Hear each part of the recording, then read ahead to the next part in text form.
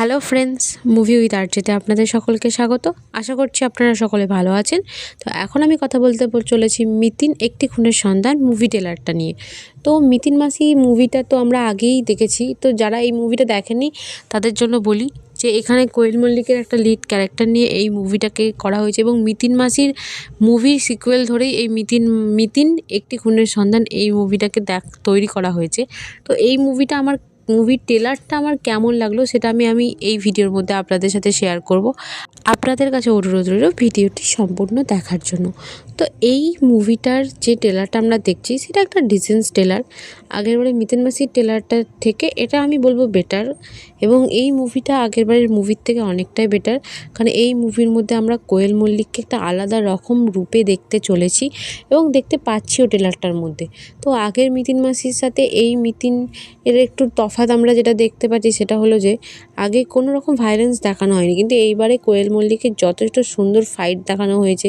এবং সবথেকে বড় কথা, এই মুভিটার আসল উদ্দেশ্যই হলো যে কোয়েল মল্লিককে দেখানো, এবং এই মুভিতে আমরা যদি দেখার জন্য কিছু দেখতে চাই সেটাই হলো কোয়েল মল্লিকের অ্যাকশন, কোয়েল মল্লিকের ডায়লগ ডেলিভারি, কোয়েল মল্লিককে। তো এই মুভিটা মেনলি কোয়েল মল্লিককে ঘিরেই তৈরি করা হয়েছে।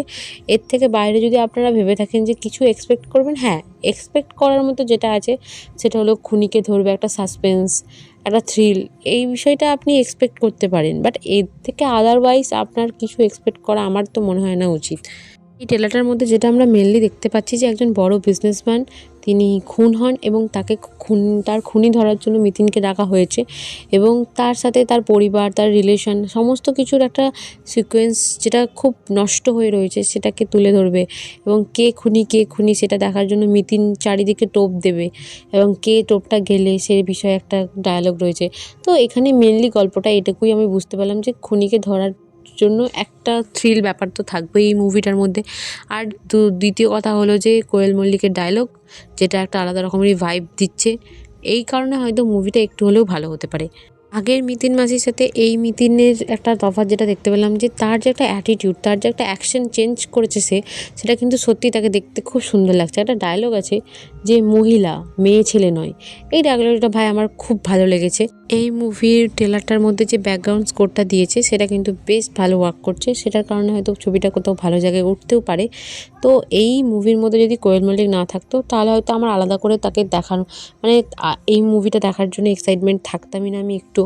বাট কোয়েল মল্লিকের যে অ্যাকশন সে দেখিয়েছে সেটার জন্য আমি খুবই এক্সাইটেড এই মুভিটা দেখার জন্য।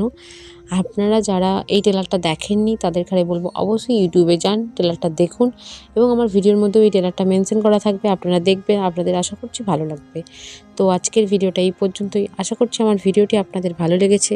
ভিডিওটি যদি ভালো লেগে থাকে অবশ্যই লাইক, কমেন্ট, শেয়ার এবং আমার চ্যানেলটিকে সাবস্ক্রাইব করে দেবেন।